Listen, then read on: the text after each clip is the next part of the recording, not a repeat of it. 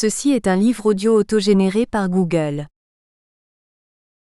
Point de vue. Collection dirigée par Denis Prienne. Déjà paru. Pierre Nedoumaille, On ne naît pas noir, on le devient 2007. Fortunatus Rudakemwa, Rwanda. À la recherche de la vérité historique pour une réconciliation nationale, 2007. Kambayi Bwatshia, L'illusion tragique du pouvoir au Congo-Zaïre, 2007. Jean-Claude Djereke, L'Afrique refuse-t-elle vraiment le développement, 2007. Iris des Fondj à Wandji, Le Cameroun et la question énergétique. Analyse, bilan et perspective, 2007. Emmanuel M. Anachi, Pourquoi ont-ils tué Laurent Désiré Kabila, 2006. Agi. MBEM et Desflots, Vers une société eurafricaine, 2006. Charles Debache, La succession des Yadema, Le perroquet de Kara, 2006. Azaria Ruberwa Manywa, Notre vision de la République démocratique du Congo, 2006. Philémon Ngueleamougou, Afrique, Lève-toi et marche, 2006. Yitzhak Kula, Pétrole et violence au Congo-Brazzaville, 2006.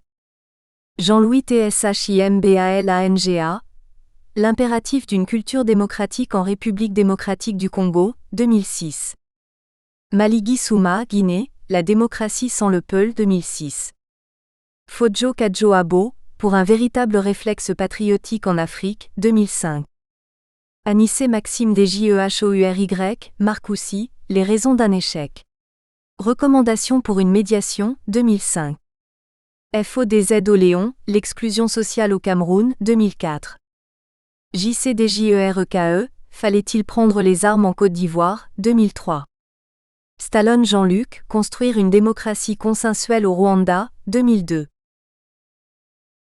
À ma mère, femme naïve aux bontés infinies. Qui m'a appris que la seule façon d'être un musulman aimé de Dieu, c'est de refuser d'être injuste. Même pour faire vivre sa progéniture. Mon amour et mon respect inaltérable. Alpha Mohamed Lopeso. Paris le 7 mars 2007. Préface. L'histoire de la culture africaine, berceau de l'humanité, est paradoxalement une des moins connues de l'histoire des civilisations. Toute l'évolution de notre espèce est restituée par les vestiges humains ou préhominiens retrouvés sur ce continent. Des civilisations naissent en Nubie, il y a plus de 5000 ans avant Jésus-Christ. Les grandes civilisations du bord du Nil, de 3000 avant Jésus-Christ à la conquête perse en 525 avant Jésus-Christ, ont inspiré des multitudes de recherches archéologiques, anthropologiques, ethnologiques. Les chercheurs, attirés par les nombreuses traces matérielles, pyramides et objets de culte, ont souvent négligé le reste du continent. Le Sahara préhistorique, qui connaît alors une période humide, est un grand carrefour de population. Un bouillonnement culturel important favorise la naissance de sociétés originales. L'évolution de l'Afrique noire à l'époque antique est encore peu connue. Le dessèchement du Sahara va provoquer une coupure entre les sociétés de l'Afrique tropicale et le nord du continent. Une lente et régulière migration des peuples noirs vers le cœur puis le sud du continent s'opère. L'organisation sociale de ces sociétés a laissé peu de traces matérielles. Il nous faut donc aussi construire des hypothèses à partir de la survivance des anciennes pratiques sociales dans le tissu social de l'Afrique contemporaine. Dès le XVe siècle, les Portugais établissent leur premier comptoir le long du golfe de Guinée. L'Afrique noire est divisée par des conflits militaires et tribaux. Les premiers récits ethnologiques et sociologiques s'articulent sur les projections colonialistes des grands empires. La classification des groupes humains se trouve confrontée à de multiples paramètres. Une ethnie est un groupe d'êtres humains qui possèdent, en plus ou moins grande part, un héritage socioculturel commun, en particulier la langue. Et si les bases de nos classifications et reconnaissance des groupes sociaux que l'on définit comme ethnie étaient beaucoup plus complexes. L'Afrique saigne, elle semble prisonnière d'un cercle infernal, toutes les tentatives de construction d'États humanistes ou républicains se sont soldées par des impasses. Pourquoi, après 50 ans de décolonisation, la jeunesse africaine préfère-t-elle risquer sa vie pour fuir sa nation ? Pourquoi les mouvements des idées, la confrontation vitale pour la vie politique se manifeste-t-il souvent par l'expression de bandes armées violentes? Pourquoi une grande partie de la population de ces peuples de l'Afrique qui a entre les mains une terre riche et pleine de potentiel, vit-elle encore plus durement que nos ancêtres dans les périodes les plus barbares? Insécurité, pillage, justice arbitraire, déliquescence des infrastructures hospitalières et de soins, appauvrissement des universités et des systèmes éducatifs. Voilà ce qui est encore trop souvent le quotidien de beaucoup d'Africains. Les peuples d'Afrique ont besoin d'aide, et l'aide dont ils ont besoin n'est pas seulement matérielle. La nourriture, les médicaments, les dollars cautérissent dans l'urgence, mais rien ne se règle. Les décennies passent et les conditions de vie de la population ne s'améliorent pas. Pire, elles régressent dans certaines zones géographiques. Quand une région d'Afrique semble porter un espoir, c'est une autre partie qui vire au cauchemar, et c'est parfois tristement celle en qui on portait tous nos espoirs la décennie précédente. Que manque-t-il à l'Afrique pour sortir du gouffre? Quel est le handicap culturel qui mine tous les projets de constitution d'États démocratiques et républicains, portés par les hommes politiques et intellectuels africains? Sous quel angle devons-nous articuler notre réflexion pour déceler ce terrible handicap? Un des facteurs qui semble fragiliser la confrontation des idées dans la culture africaine est l'identification du citoyen à son ethnie. Il ne définit pas son choix par des valeurs universelles, mais par son rattachement ethnique. Le contenu de la proposition passe au second plan, le premier critère est qui le propose, de quelle ethnie est-il? Le combat d'idées, base même d'une société démocratique, perd tout son sens.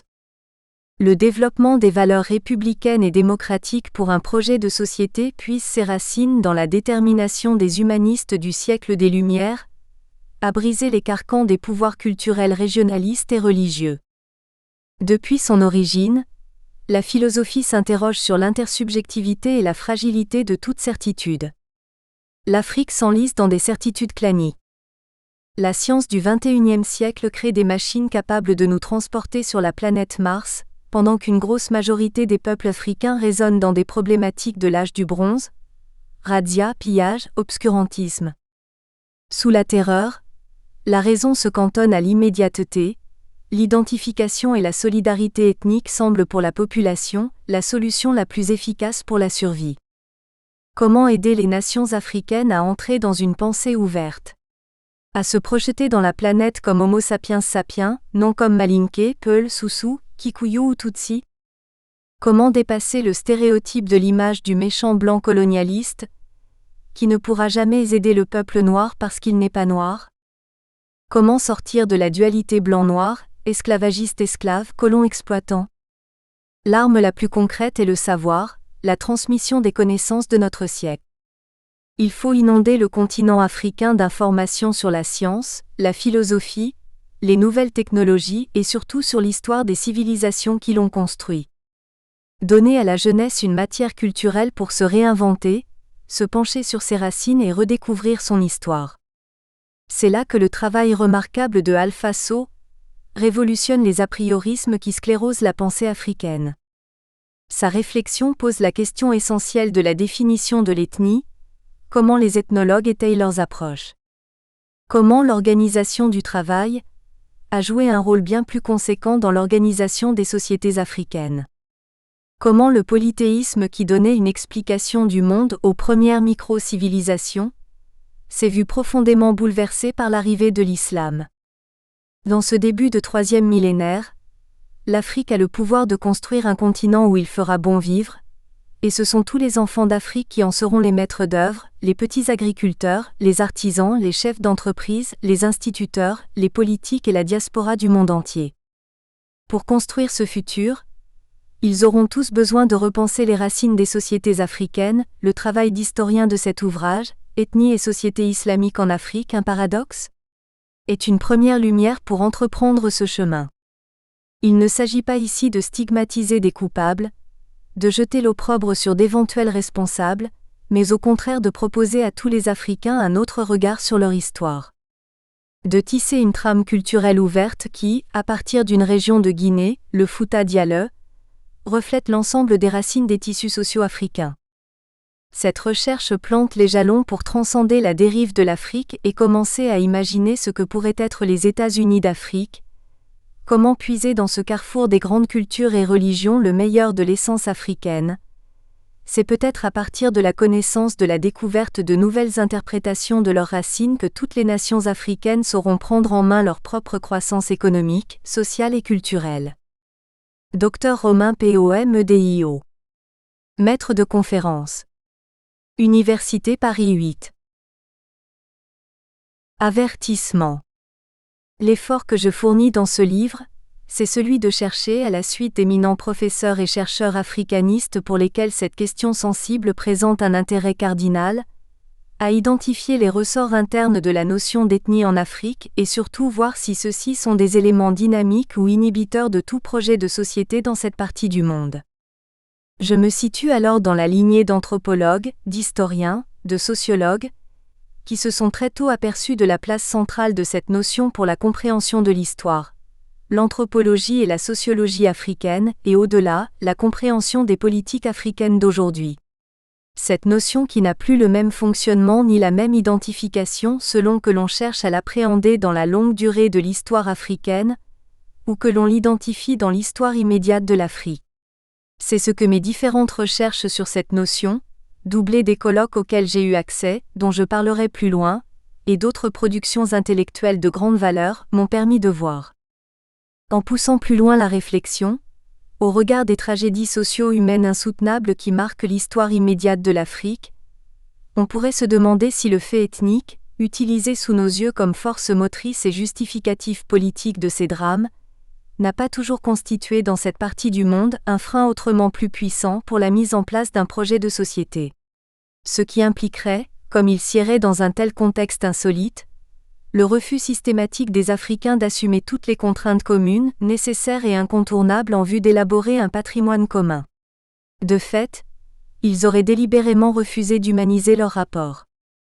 À mes yeux, les fondements de toute société humaine s'articulent sur deux volontés rationnellement admises par les gens concernés. D'abord, la volonté de se fixer un projet commun se traduisant forcément par une production matérielle, expression de l'adhésion de tous. Une telle réalisation reliant ainsi les vivants et les morts, voilà le sens véritable de la parenté à mes yeux. Ensuite, la ferme détermination de tous de participer à la sécurisation, à la consolidation et à l'amélioration de ce patrimoine à travers l'espace et le temps. Il est important de préciser qu'une réalisation commune de cette envergure, patrimoniale, aura pour vocation de donner une identification collective à des différences existentielles réelles et incontournables. Une telle réalisation justifie non seulement l'existence d'une morale collective, ayant parfois valeur de loi, mais sert aussi de fondement à la fierté que se reconnaissent ces sociétaires d'appartenir à un même ensemble, de se reconnaître et respecter des statuts particuliers, c'est-à-dire individuels en son sein. Aussi elle fonde la passion avec laquelle ils s'y rattachent et justifie leur promptitude à donner leur vie pour la défendre. Au vu de la situation actuelle de l'Afrique où les politiques ethniques semblent annoncer sa fin imminente, désespérante et tragique, on peut se demander quelle est la part d'historicité de la notion ethnie, à quel moment a-t-elle pris naissance, et quels en sont les éléments constitutifs. Quelles sont les différentes variantes qu'elle a pu traverser dans la longue durée de l'histoire africaine? Donc, dans quelle mesure a-t-elle servi d'obstacle redoutable et permanent pour empêcher les Africains de prendre conscience de l'inéluctabilité d'édifier, à travers un projet social global, un patrimoine commun dans la longue tragédie qui fut celle de leur histoire? Un tel projet commun impliquant nécessairement, de ce fait pour eux, l'obligation humaine, c'est-à-dire morale, d'avoir du respect pour la vie de leurs compatriotes, de leur reconnaître tout simplement le droit à la protection, bref le simple droit à l'existence. Apparemment, pouvons-nous hâtivement conclure, l'existence de l'ethnie signifiant donc la négation de tout projet social commun, est antinomique de tout esprit national et républicain en Afrique. En ce sens, l'intitulé de la thématique annoncée dans ce livre se justifie. Les 27, 28 et 29 juillet 2006 à l'occasion des Journées du Bénin organisées à l'UNESCO à Paris, j'ai eu l'honneur de rencontrer le professeur Noureini Tidji à NISERPOS à qui j'offrais et dédicacé mon livre, la Guinée de Sékou Touré à Lansana Conté, continuité ou rupture?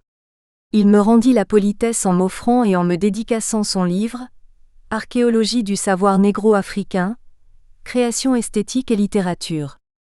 J'ai été beaucoup frappé dans ce livre, par l'effort que se donne le professeur de remonter à ce qu'il considère comme la source du savoir, mettant l'Africain en contact et en face de lui-même, depuis le début des temps.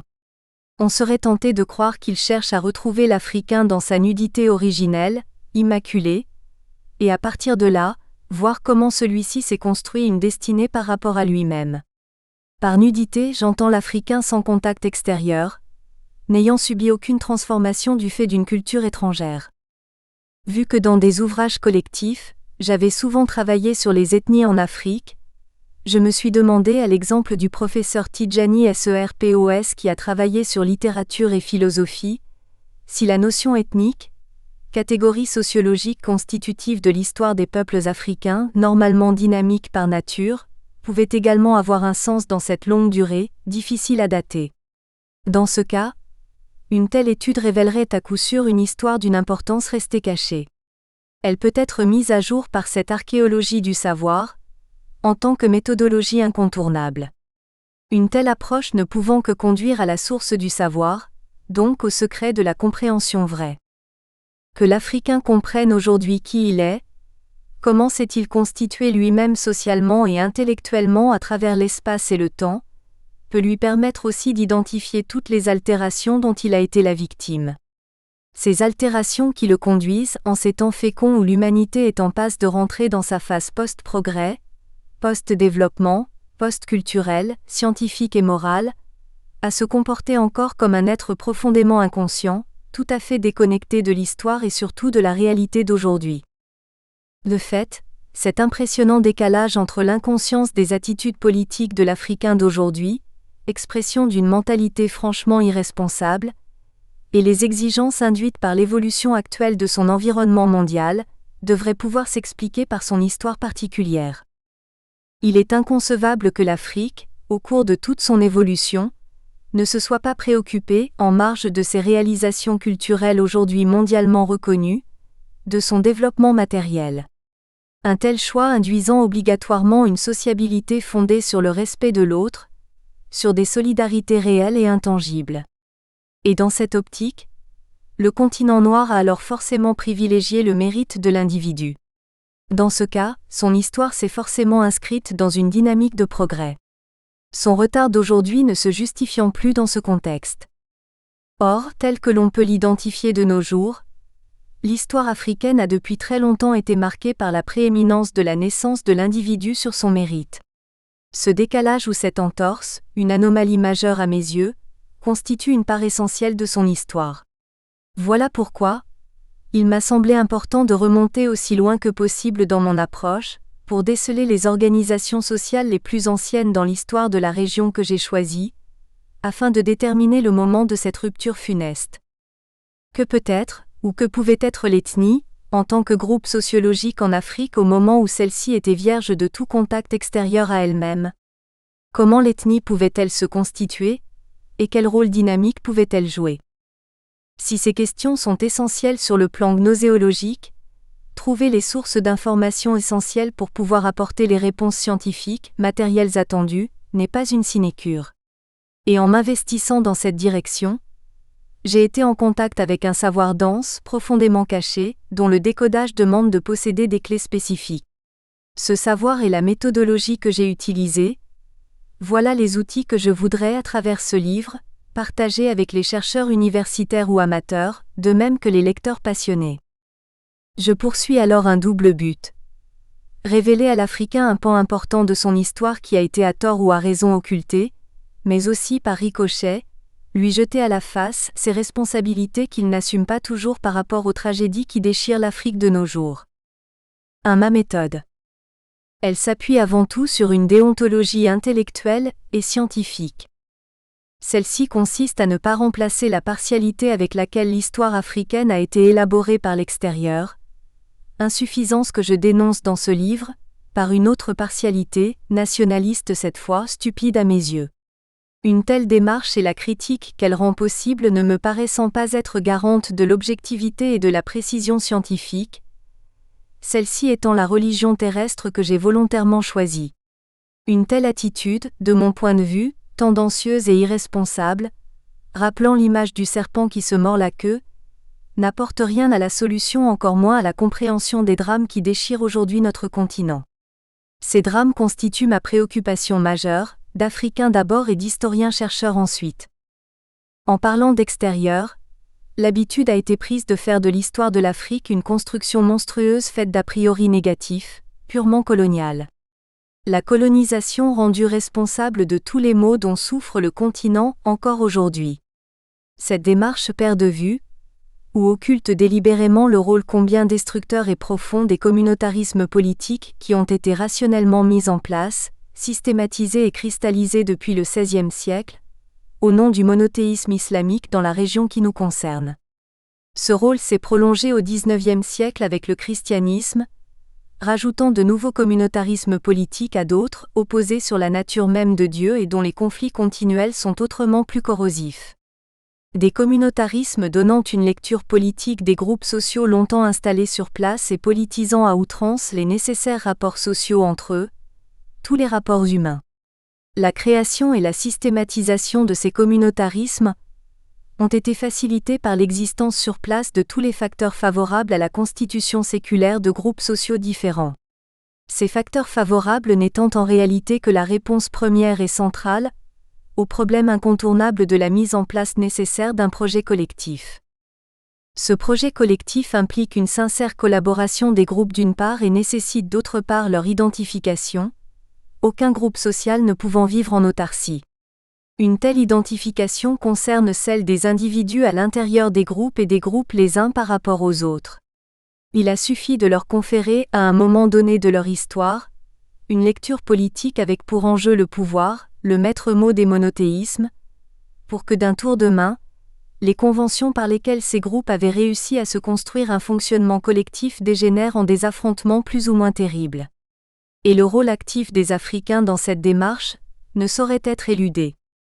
À titre d'exemple, quand on essaie sans passion de rechercher et analyser les facteurs qui ont été à la base et fait perdurer l'esclavage en Afrique, le rôle des Africains y est fort significatif.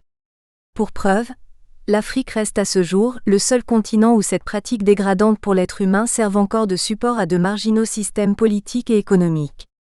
Pire, aux yeux d'une humanité médusée, l'Afrique offre en spectacle ce qui est devenu de nos jours le quotidien de sa jeunesse mourant par milliers, dans des conditions atrocement humiliantes sur des barques de fortune au large des côtes espagnoles, fuyant leur pays des États indépendants. Que reproche-t-on à cette jeunesse ? C'est d'avoir tout simplement voulu vivre décemment et en toute liberté chez elle.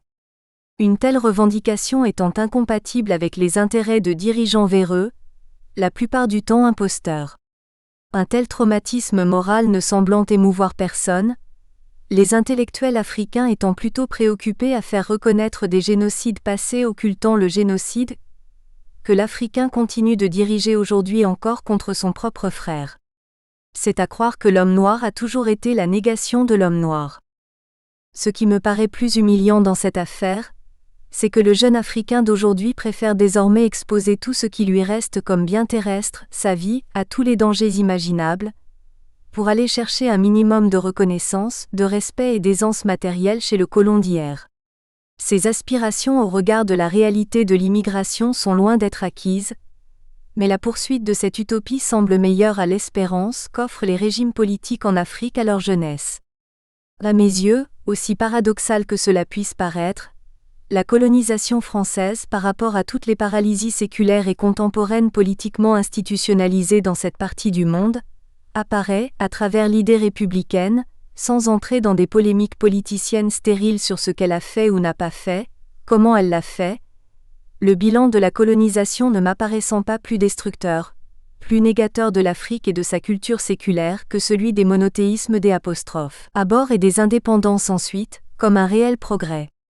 À mes yeux, c'est l'idée républicaine qui a introduit en Afrique l'idée nationale, nous en dirons quelques mots plus loin, et la notion d'État. Ce constat met en évidence l'impossibilité de faire de la seule dimension religieuse intervenu à des moments qu'on peut dater avec précision dans un contexte qui avait déjà des siècles d'expérience historique. Nous le verrons plus loin. Le seul élément identificateur des groupes sociaux au Fouta Djallon, l'exemple que j'ai volontairement choisi. De fait, les fréquentes dénominations qu'on trouve dans maints ouvrages de FUTA islamique, de FUTA théocratique, n'ayant à mes yeux aucune pertinence, tout au plus elles servent de masque à une réalité historique fort riche, dense et complexe. Il est réel que l'islam a pénétré cette partie de la Guinée, avec une profondeur toute particulière. Il est vrai aussi que de là la religion du prophète Mohammed a essaimé sur le reste du pays, la Basse-Guinée notamment. Mais ni cette appartenance islamique, ni l'appartenance ultérieure à la maison du Christ, encore moins les identifications marxistes qui ont été imposées à la Guinée de 1958 à 1984, ne servent de véritables références identificatrices. Il est alors d'une impérieuse nécessité de rechercher les véritables éléments identificateurs dans lesquels les gens, toutes castes confondues, se reconnaissent. Il faut rappeler tout de même que c'est au nom de l'islam que des castes méprisées ont été créées au Fouta, par opposition à celles qui seront considérées comme arabais, les nobles par rapprochement à tout ce qui est arabe. Cette nouvelle hiérarchisation sociale est arbitraire dans son essence. Elle refuse aux Foutanké, l'habitant du Fouta, d'une manière fort stupide, le droit de vivre son être social endogène au profit d'une identification exogène empruntée à l'autre. Une identification nouvelle dans laquelle la naissance remplace désormais l'être social antérieur dans son statut et dans ses droits multiples. Une telle identification étant présentée comme critère fondamental d'émancipation et de promotion sociale.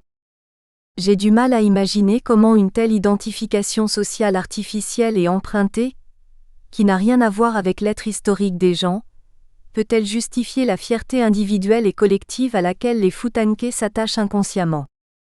Cette hiérarchisation s'est exprimée ici avec une profondeur particulière, l'élément culturel ayant été utilisé de manière rationnelle, suivant une pédagogie rigoureuse, comme identificateur universel et exclusif pour distinguer désormais les deux nouvelles catégories sociales au Fouta du XVIIIe siècle, le Diuldo, le croyant, et le Kéféhéro, le mécréant.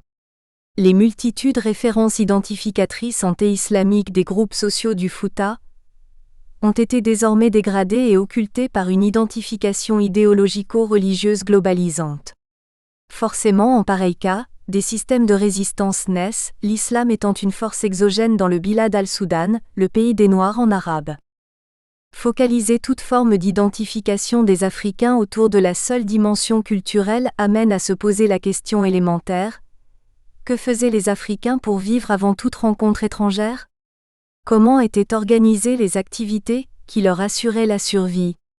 La recherche de réponses à ces questions fera sûrement apparaître des indications très révélatrices sur la problématique de leur identification réelle, laissant entrevoir de réelles préoccupations pour leur développement matériel, comme dans toute société raisonnable. Ces réponses, me semble-t-il, ne peuvent venir ni de secrets révélés par une religion qui par nature ne peut être une force motrice d'un développement matériel, bien au contraire, encore moins de ce que l'on appelle couramment en Afrique, la tradition orale. Les causes de ces dérives culturelles me semblent essentiellement contenues dans la façon dont, à l'exemple du Fouta Djallon, l'histoire africaine a été d'abord construite et semble s'être construite depuis un certain temps à la lumière de la politique. Cette histoire politique, édifiant des schémas, dont les discours idéologiques et religieux en sont les principaux vecteurs, est livrée à la consommation des Africains qui ont la réputation en ce domaine d'avoir un vorace appétit. Ces écueils n'ont pas échappé à des chercheurs perspicaces qui ne pouvaient décemment soustraire cette partie du monde du contexte global de la logique de l'évolution et du progrès universel. C'est dans cette logique qu'ils ont inscrit la reconstitution d'une véritable histoire de l'Afrique, dans une logique de déconstruction des concepts utilisés pour saisir des réalités cachées de cet univers. C'est l'œuvre de l'anthropologie moderne, dont je dirai quelques mots plus loin. Ensuite, sur un constat d'ordre méthodologique. L'ensemble des écueils évoqués plus haut m'a conduit à réaliser une révision critique de la méthodologie de l'histoire africaine, mais surtout des approches ethnologiques et anthropologiques. Celles-ci laissent apparaître, malgré une réelle conviction s'attachant à la recherche de la vérité historique, des insuffisances. Celles-ci sont moins liées à une intention diabolique de rabaisser l'homme noir, que sur des incompréhensions, parfois sur des comparaisons très difficilement justifiables, parfois sur une réelle ignorance des réalités décrites induisant des interprétations tendancieuses.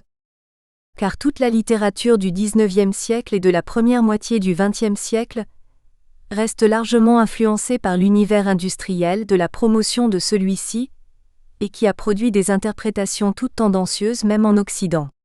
S'ajoutent les discours contradictoires et compréhensibles de la Troisième République avide d'intégrité, d'égalité, de droits de l'homme mais en même temps porteuse du souci de faire, selon les termes de Jules Ferry, de l'empire colonial, le soutien indispensable au développement industriel.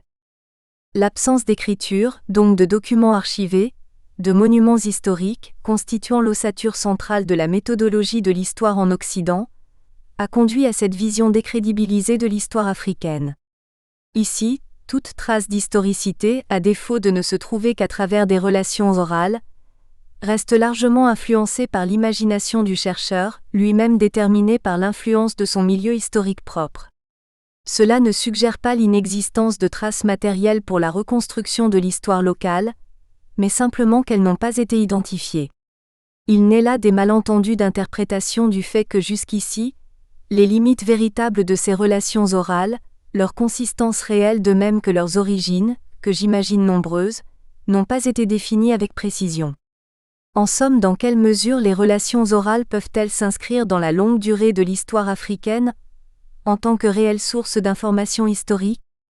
Aussi, depuis la période des indépendances, par suite de l'influence énorme de l'interprétation simpliste de l'histoire par les marxistes, l'habitude a été prise d'inscrire ces malentendus dans le rapport de lutte des classes, donc de leur conférer une lecture politique entre l'Occident, pour lequel l'interprétation souvent tendancieuse du passé colonial n'a pas constitué une circonstance favorable, et l'Afrique d'une part, et d'autre part, Afrique elle-même qui, à la lumière de cette vision simpliste, était prédisposée depuis les indépendances, à inscrire les groupes sociaux dans la logique de la lutte des classes.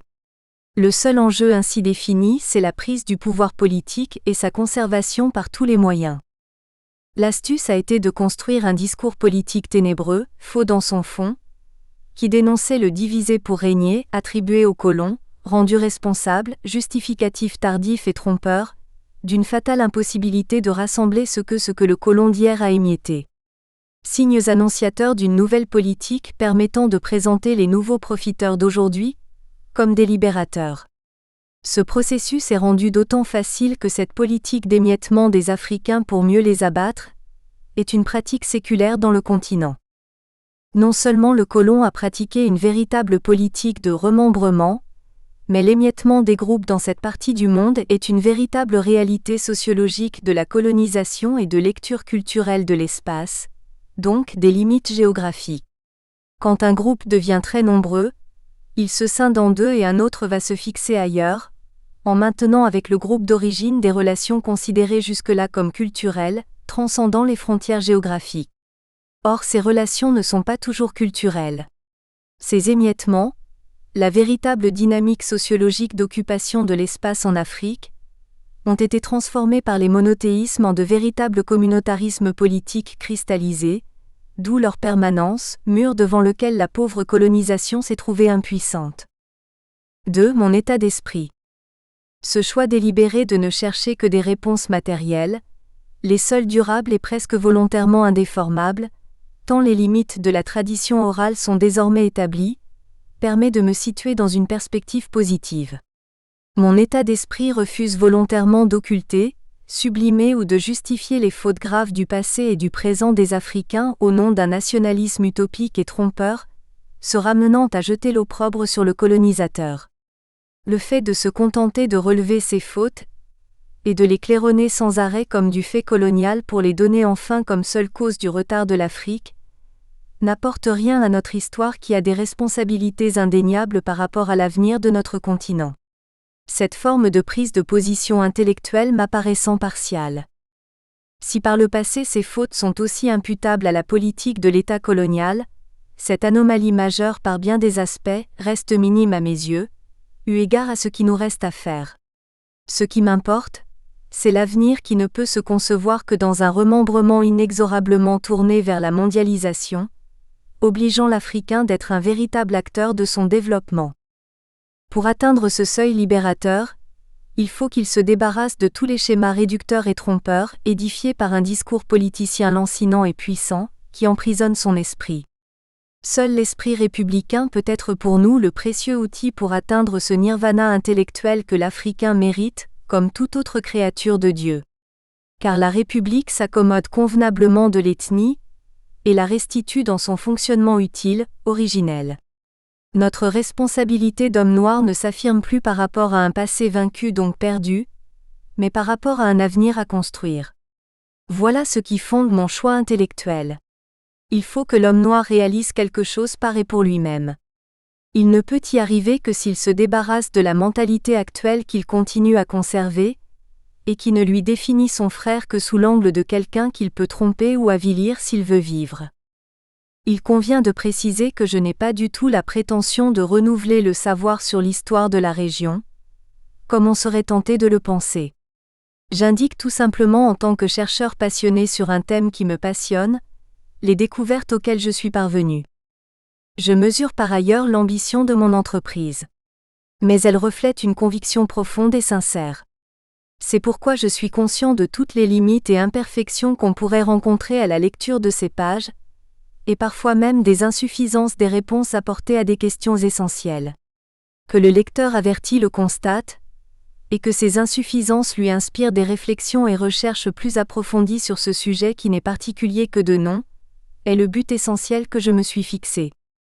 Enfin, je ne peux pas terminer sans adresser au professeur Romain Pomédio de l'Université de Paris 8 Saint-Denis toute ma gratitude et mon très profond respect. Il a accepté de relire ses épreuves, d'y apporter les correctifs nécessaires et aussi de rédiger la préface de ce livre.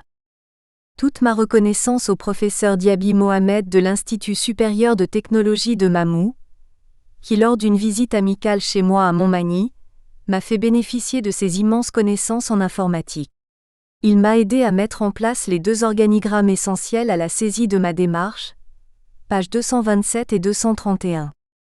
Toute ma reconnaissance à ma famille, ma femme Maïmouna Diallo, mon fils aîné Alpha Abdoulaye Sow dont les suggestions m'ont été d'une telle utilité, ma fille Alpha Aminatou Sow, mes 2 fils Alpha Agibou Sow et Alpha Aliou Sow, l'univers au sein duquel je puise à la fois énergie et inspiration. L'auteur. Introduction.